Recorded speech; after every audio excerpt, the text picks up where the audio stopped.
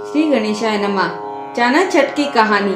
किसी गांव में एक साहूकार और उसकी पत्नी रहते थे। साहूकार की पत्नी को मासिक धर्म होता था, तब वह सभी प्रकार के काम कर लेती थी। रसोई में जाना, पानी भरना, खाना बनाना, सब जगह हाथ लगा देती थी। उनका एक पुत्र था। पुत्र की शादी के बाद साहूकार और उसकी पत्नी की मृत्यु हो गई। मरने के बाद अगले जन्म में साहूकार एक बैल के रूप में पैदा हुआ और उसकी पत्नी कुतिया बनी। ये दोनों अपने पुत्र के यहाँ ही थे। बैल से खेतों में हल जुताया जाता था और कुतिया घर की रखवाली करती थी। श्राद्ध के दिन पुत्र ने बहुत से पकवान बनवाए। खीर भी बन रही थी। अचानक कहीं से एक चील उड़ती हुई आई। चील के मुंह में एक मरा हुआ सांप था। वो सांप चील के मुंह से छूटकर खीर में गिर गया। कुतिया ने यह देख लिया। उसने सोचा, इस खीर को खाने से कई लोग मर सकते हैं। उसने खीर में मुंह अड़ा दिया ताकि उस खीर को लोग न खाए। पुत्र की पत्नी ने कुतिया को खीर में मुंह अड़ाते हुए देखा तो गुस्से में एक मोटे डंडे से उसकी पीठ पर मारा। चोट तेज थी। कुतिया की पीठ की हड्डी टूट गई। उसे बहुत दर्द हो रहा था।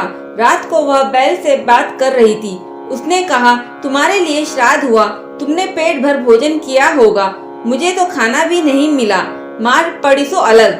बैल ने कहा, मुझे भी भोजन नहीं मिला, दिन भर खेत पर ही काम करता रहा। ये सब बातें बहू ने सुन ली। उसने अपने पति को बताया। उसने एक पंडित को बुलाकर इस घटना का जिक्र किया। पंडित ने अपनी ज्योतिष विद्या से पता करके बताया कि कुतिया उसकी माँ और बैल उसके पिता है। उनको ऐसी योनि मिलने का कारण माँ द्वारा रजस्वला होने पर भी सब जगह हाथ लगाना, खाना बनाना, पानी भरना था। उसे बड़ा दुख हुआ और माता पिता के उद्धार का उपाय पूछा। पंडित ने बताया, यदि उसकी कुंवारी कन्या भाद्रपद कृष्ण पक्ष की षष्ठी यानी चंद्रछठ का व्रत करे, शाम को नहाकर पूजा करे, उसके बाद बैठे नहीं, चांद निकलने पर अर्घ्य दे, अर्घ्य देने पर जो पानी गिरे वह बैल और कुतिया को छुए तो उनका मोक्ष हो जाएगा।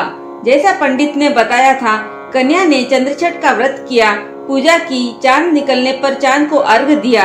अर्घ्य का पानी जमीन पर गिरकर बहते हुए बैल और कुतिया पर गिरे, ऐसी व्यवस्था की।